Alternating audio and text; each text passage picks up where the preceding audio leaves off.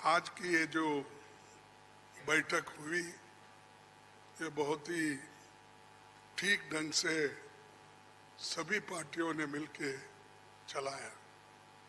इसका उद्देश्य क्या था ये तो उद्धव ठाकरे जी ने कहा है और हम इसकी कोशिश बहुत दिन से कर रहे हैं। जब मैं बेंगलोर में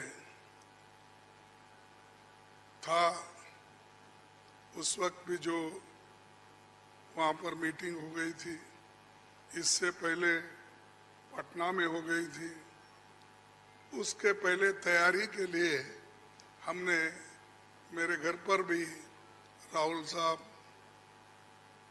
और नीतीश साहब, तेजस्वी और हमारे पवार साहब सभी मिलके एक बार बात किए। उसका एक ढांचा बना। उसके बाद जो नीतीश साहब के पटना में पहला मीटिंग हुआ, उस मीटिंग में एक एजेंडा तय करने की बात हो गई और उसके बाद में बेंगलुरु का हुआ। अब यहाँ पर मुंबई में आज सभी लोग मिलके अपनी बात को रखे और खास करके सभी को एक ही, सबका उद्देश्य एक ही है कि महंगाई को कैसा कम करें, इसके लिए कैसा लड़े, अनएम्प्लॉयमेंट के लिए कैसा हम लड़े। और इतने प्राइसेस जो बढ़ रहे पेट्रोल और डीजल के, और खास करके मोदी जी हमेशा 100 रुपए बढ़ाते हैं, 2 रुपए कम करते हैं। अब पेट्रोल की, एलपीजी की जो दाम थी वो मोर और लेस डबल हो गई, लेकिन उन्होंने उसमें से सिर्फ 200 रुपए कम किया, यानी 700 बाकी रहा। यानी पहला जो 55 रुपए में एक सिलेंडर मिलता था उसको उन्होंने अभी भी 70 रुपए में ही 70-75 में रखा, यानी कोई कम नहीं हुआ। पहले जो था उससे ज्यादा बढ़ाए थे, उसको थोड़ा कम करके, लेकिन इससे लाखों रुपए उन्होंने कमाया। ये तो गरीबों से चोरी कर दिए और गरीबों के जो काटे और लोगों को दिखाने के लिए 100-200 रुपए कम करना और कहना कि मैं गरीबों के लिए काम कर रहा हूँ। लेकिन आज मोदी सडनली और एक बात की कि बिजनेस एडवाइजरी कमेटी को नहीं पूछे, अपोजिशन लीडर को भी नहीं बुलाए, किसी को बुलाए बगैर वो पार्लियामेंट का डेट देकर स्पेशल सेशन बुला रहे हैं। अरे स्पेशल सेशन, मणिपुर जल रहा था तो आपने नहीं बुलाया, कोविड के वक्त नहीं बुलाया, जब आप चाइना अपनी जमीन हड़प कर ले रही है, कब्जा कर लिए है, उसके लिए नहीं बुलाया। लोग तंग और तबाह, इसमें ये हमारा नोटबंदी के वक्त परेशान थे, माइग्रेंट वर्कर परेशान, उस वक्त नहीं बुलाया। जब जब मुल्क अपने मुश्किल में रहता उस वक्त उन्होंने कभी नहीं बुलाया। अब क्यों बुलाया मुझे मालूम नहीं, आज का एजेंडा क्या है उनका मालूम नहीं। तो ये देश चलाने की रीत नहीं है, ये आहिस्ता आहिस्ता डिक्टेटरशिप की तरफ जा रहे हैं।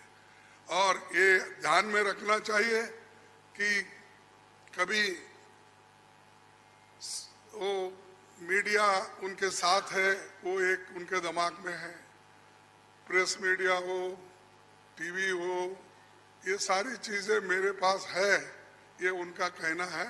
और हमको कभी कभी ऐसा दिखता भी है, माफ करो क्योंकि मैं ऐसा बोल रहा हूँ समझ के, आप गुस्से में आके हमारे खिलाफ मत लिखो।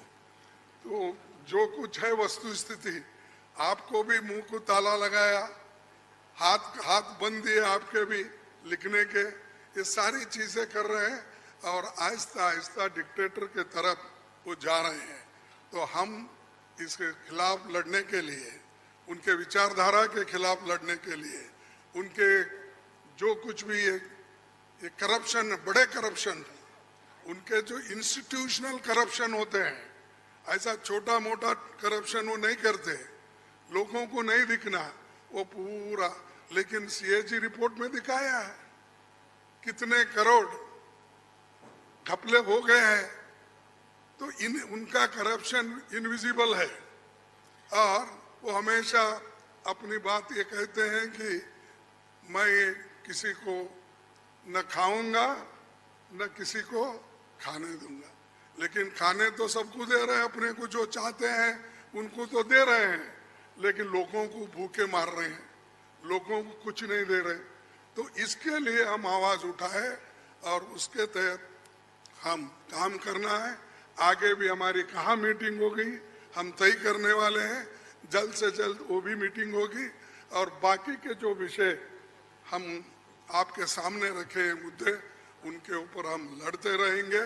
वो डराने की कोशिश करते हैं, हम डरेंगे नहीं, ये हमारा वायदा है और हम हमेशा लड़ते रहेंगे और जीतते रहेंगे। सेशन में दो महत्वपूर्ण बातें डिसाइड की गई।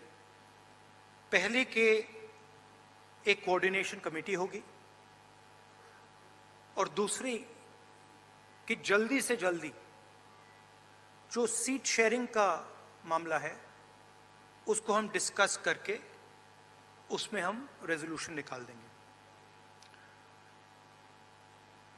नरेंद्र मोदी और अदानी जी के बीच में जो रिश्ता है उसके बारे में मैंने कल बोला।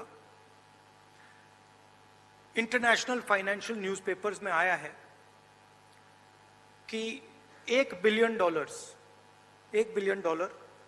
पैसा हिंदुस्तान से गया है, बाहर गया है और वापस आया है।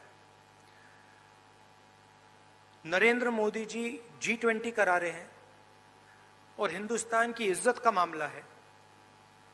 नरेंद्र मोदी जी को कह देना चाहिए कि वो इंक्वायरी कराएंगे और अगर वो इंक्वायरी नहीं कराएंगे तो फिर पूरे देश को पता लग जाएगा कि क्यों इंक्वायरी नहीं कराई जा रही है। स्टेज पे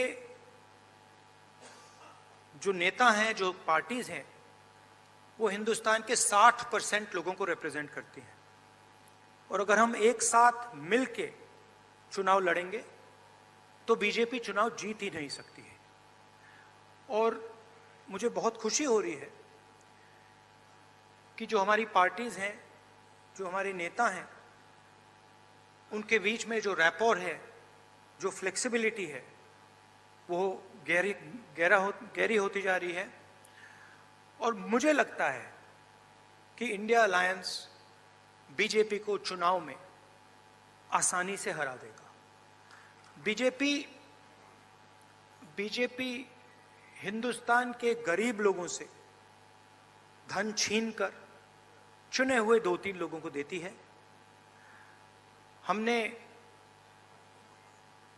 प्रोग्राम्स की बात की है।